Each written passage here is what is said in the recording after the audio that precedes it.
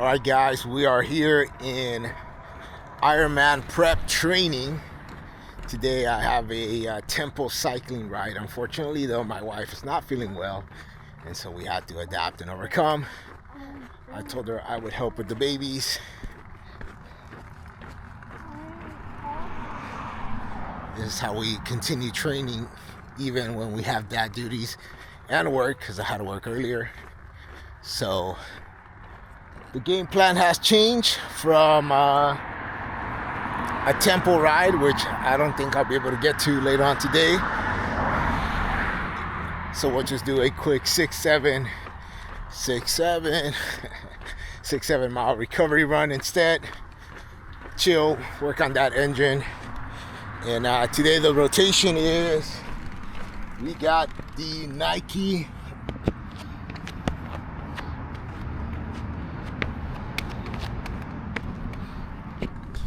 Vomero Plus.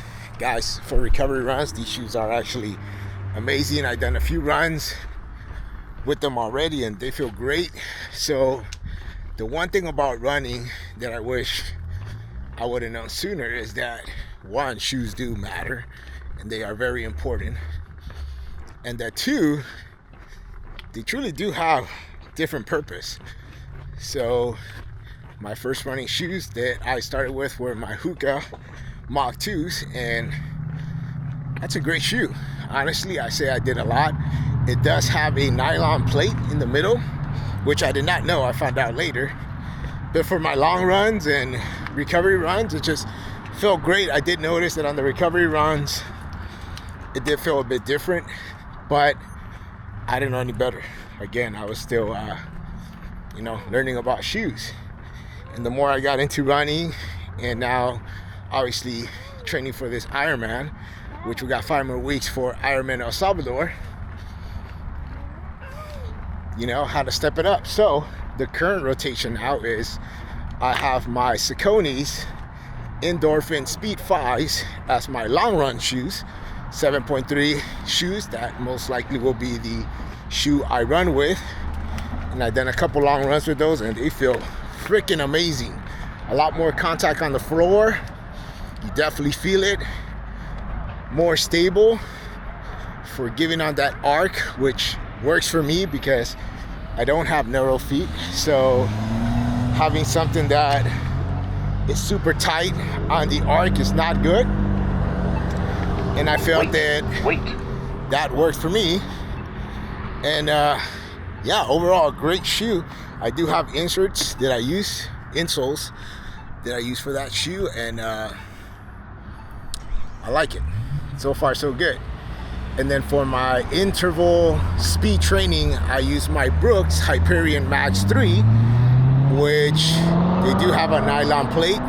Sits a little bit higher, more bouncier, and those shoes are amazing for sprint training, interval training. So anything that I do that's under an hour, like my tempo runs and stuff like that, that's definitely the shoe. And for recovery runs, chill, just kind of like all that, I use these, which so far have been great. So yeah, let's get to running.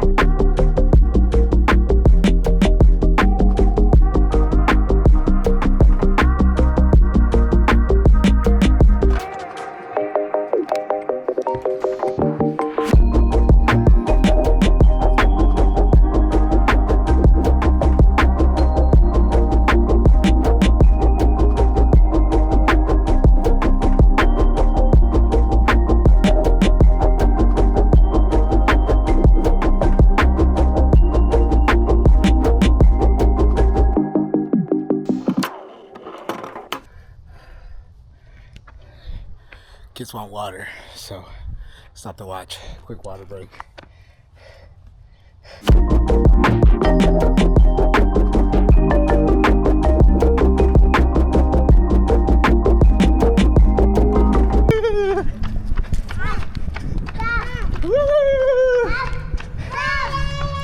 Yeah!